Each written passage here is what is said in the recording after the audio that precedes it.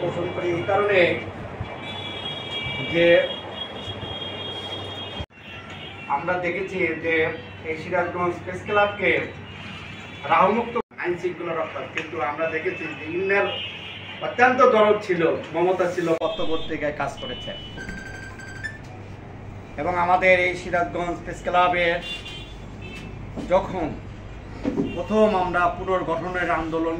শুরু করি তখনও সেটা কিন্তু অনেক বছর আগের ঘটনা, বলছি 25 বছর আগের ঘটনা। সেই পুনর্গঠন আন্দোলনে ইন্না শরীফ আহমেদ ইন্না একজন সক্রিয় সংগঠক ছিলেন।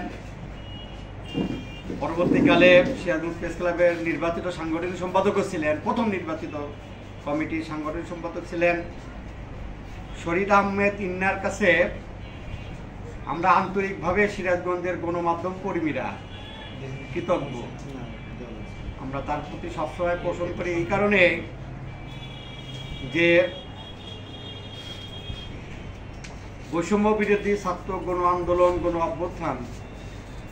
পরে শেখ হাসিনা সরকারের পতনের পরে, শেখ হাসিনা পলায়নের পরে আমরা দেখেছি যে এই সিরাজগঞ্জ প্রেস ক্লাবকে রাহুমুক্ত করার জন্য এবং এর গতি ফিরে আনার জন্য আমরা হয়তো তখন রাজনীতি করি, বিভিন্ন সামাজিক দায়িত্বে আমরা নিয়োজিত ছিলাম আইন শৃঙ্খলা রক্ষা, কিন্তু আমরা দেখেছি যে ইন্নার অত্যন্ত দরদ ছিল, মমতা ছিল, মায়া ছিল এই প্রেস ক্লাবের প্রতি এবং এই প্রেস ক্লাবকে রাহুমুক্ত করার জন্য সে বলিষ্ঠ ভূমিকা পালন করে এবং প্রথম 3 মাস সে আহ্বায়কের দায়িত্ব পালন করে এবং আমাদের গঠনতন্ত্র অনুযায়ী নির্ধারিত সময়ের মধ্যেই সে নতুন সদস্য অন্তর্ভুক্তি, আদালতের আদেশ কর্তৃক যে সদস্য তাদেরকে অন্তর্ভুক্তি করে এবং নির্ধারিত সময়ের মধ্যেই কিন্তু একটা চমৎকার একটা সাধারণ সভা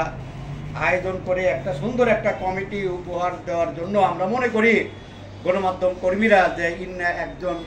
দক্ষ সংগঠকের পরিচয় দিয়েছেন, সাহসী এবং সময় উপযোগী একজন সংগঠক যা যা করার দরকার তিনি করেছিলেন। তার সুফল আমরা সিরাজগঞ্জের গণমাধ্যম কর্মীরা আমরা